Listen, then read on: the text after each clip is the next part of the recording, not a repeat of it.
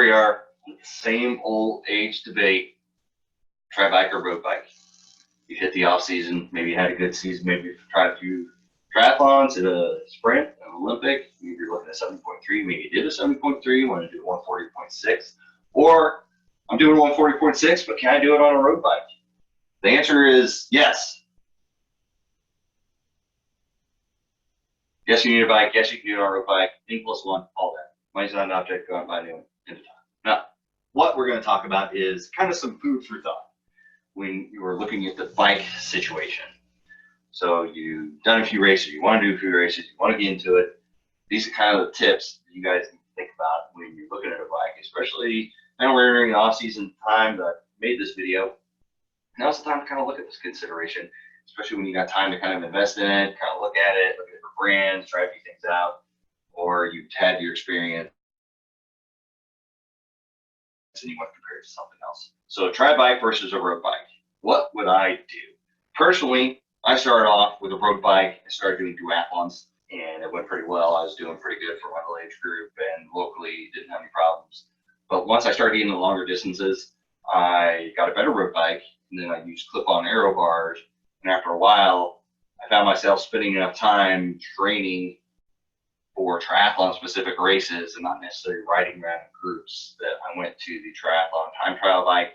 And I have one of each at this point in time, but my road bike is more for a backup if I transport my tri bike or take it in for a mechanic or something like that. But usually I'll break out the road bike. Like you'll see in these pictures, you know, I've done different races. This is me on my tri bike, my Clip PR6. This is a race I did locally. I was going to do Ironman Chattanooga next weekend, and I shipped my tri bike out with tri bike transport. So that was the only bike I had to do that race. It worked out. It was a sprint race. It wasn't too crazy. 11 miles, a little bit hilly, so it actually kind of worked out to have a road bike. But at the end of the day, it's not something I typically would want to take to go race a road race or a sprint triathlon race or any, you know, pretty much if I'm doing a triathlon, I'll typically break out my triathlon bike and not take my road bike. But in this circumstance, it worked fine. But it's not something I would typically use at this point in time, just because after doing 7 Ironman races, I'm just trying to feel more natural on doing anything kind of on my bike, my triathlon specific bike. But there is something to be said for having that road bike if you're going to be riding in groups, and we'll get into this later. You don't want to ride the time trial bike when you're riding in groups necessarily unless you're out for a training ride and everybody knows what's going on. But if you're doing like a bike tour or something like that locally, typically you will kind of shy away from that. But we'll get into that. One of the biggest things is you're going to find is cost. You could spend $15,000 on a road bike, $20,000 on a triathlon bike, or you could spend $1,000, or you could spend $500, or you could spend $250 on a Huffy from Walmart. It doesn't really matter. Your conditioning is going to determine how you do in that race. I think you will see a little bit of difference over a full Ironman race if you race on a Huffy Schwinn or Huffy or something like that from Walmart versus, you know, maybe a better road bike or a triathlon specific bike. You're going to see a little bit of a time difference, and you're going to see it's kind of the old adage: you get what you pay for. Components wise, frame wise, and everything, you're going to get more probably longevity out of the higher end, higher priced bikes. Typically, I'll go shopping when things are on sale and stuff like that, and brands I've already looked at or I'm comfortable with. And I tend to use my bike probably 7 or 8 years before I really get to a point where I think, it's time to upgrade or something like that. Typically, I spent, you know, if I'm taking my bike in for a lot of mechanical maintenance and stuff like that, maybe it's time to kind of either invest in redoing the mechanical parts and pieces, or it's just time to sell the old one and then invest in a new bike and go with that.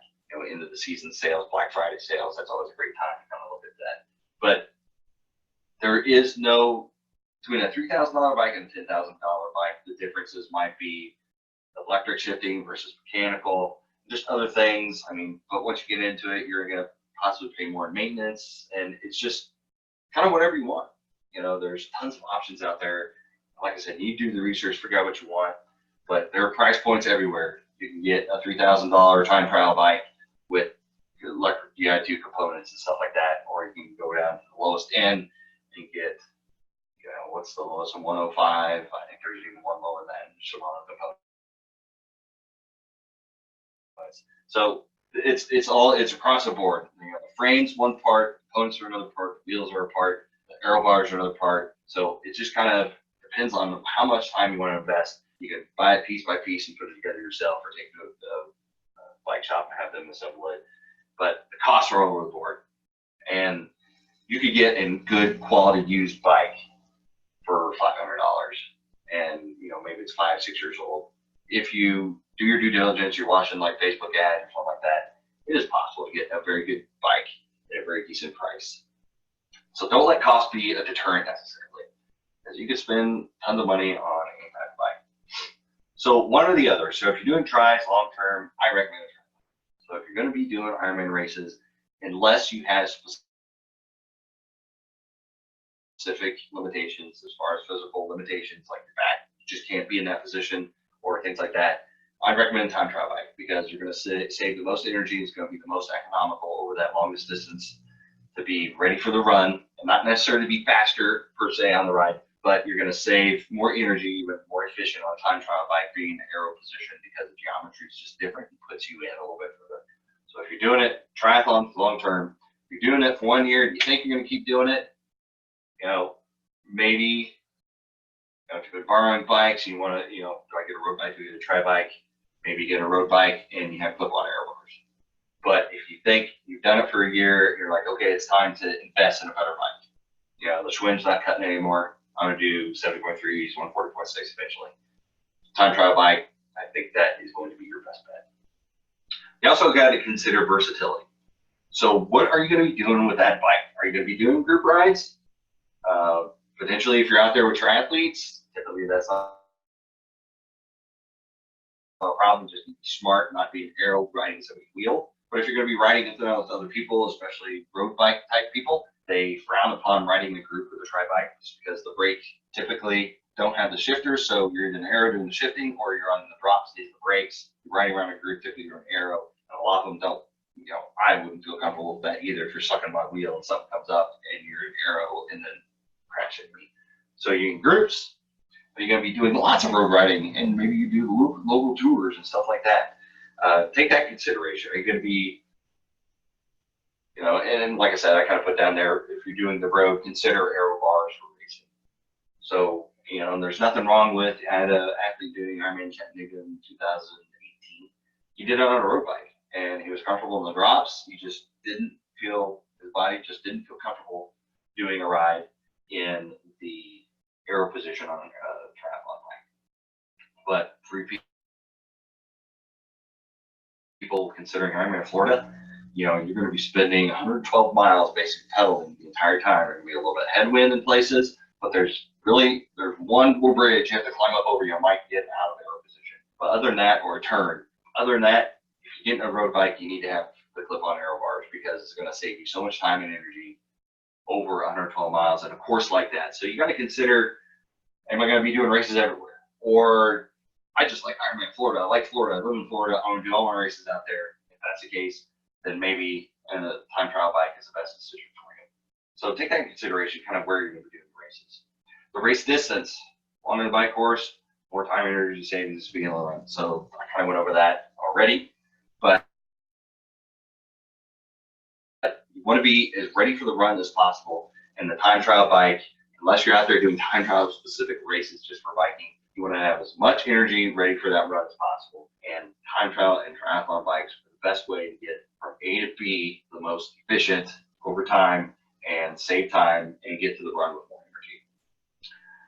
Be looking out for sales and discounts. Like I said, there's plenty of opportunities to either get a bike on sale, to get them used, end of the year sales, Black Friday sales, when the models are coming out, people selling off their demo bikes after the end of the year. I know Quintaru, you know, they had their demo bikes that people can rent out during races.